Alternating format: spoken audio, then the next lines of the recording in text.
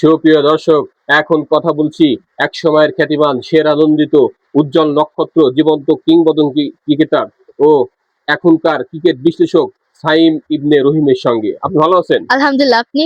আমি অসংখ্য ভালো আছি। আমরা আমরা জানি যে ৩টা সিরিজের ওয়ানডে সিরিজ কিন্তু শুরু হয়ে গেছে অলরেডি। আমরা জানি যে এখানে কিন্তু বাংলাদেশ কিন্তু এখন ২ টা এগিয়ে ম্যাচ জিতে কিন্তু এগিয়ে রয়েছে। এটিকে আপনি কিভাবে দেখেন? ভালোভাবে দেখছি। ২০২১ সালের লাস্ট অস্ট্রেলিয়ার সাথে খেলছিল, যেটাই দুঃখজনকভাবে অস্ট্রেলিয়া হেরে গেছিল আর বাংলাদেশ জিতে গেছিল।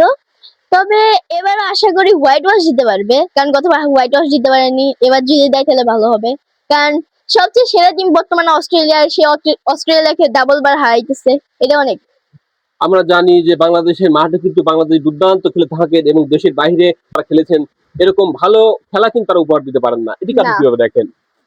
বাংলাদেশে নিজের দেশের মধ্যেই ভালো খেলতে পারে, কারণ বাইরের দেশে গেলে কি যে হয় জানি না। বাইরের দেশের সাথে খাপ খাইয়ে চলতে ওদের অনেক কষ্ট হয়, এই জন্য ওরা ভালো পারফরমেন্স দিতে পারে না, যেগুলো অন্য টিম দিতে পারে।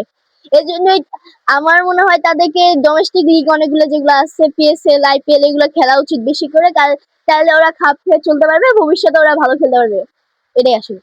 আমরা জানি যে তাওহিদ হৃদয় তিনি কিন্তু অসাধারণ খেলে থাকেন এবং বিভিন্ন কারণে কিন্তু তাকে বাদ দেওয়া হয়। আসলে এই বাদ দেওয়ার পক্ষে আপনি কথা বলছেন। আসলে কতটা বিশাল বিস্মৃতি করে তিনি খেলেন, এই সম্পর্কে যদি দর্শকদের কিছু বলতেন তাওহিদ হৃদয় সম্পর্কে।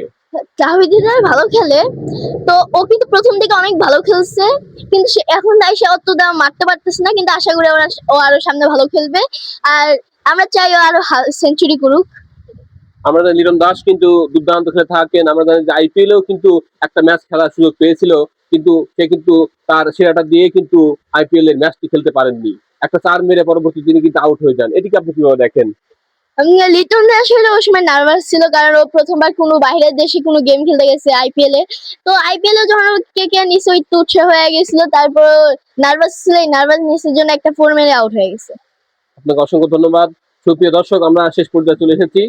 কোন বল কিভাবে খেললে ৪ ছক্কায় পরিণত করা যায় সেভাবে খেলাটা দেখুন। চলুন আপাতত আপনাদেরকে নিয়ে যাই আমাদের পরবর্তী অনুষ্ঠানে।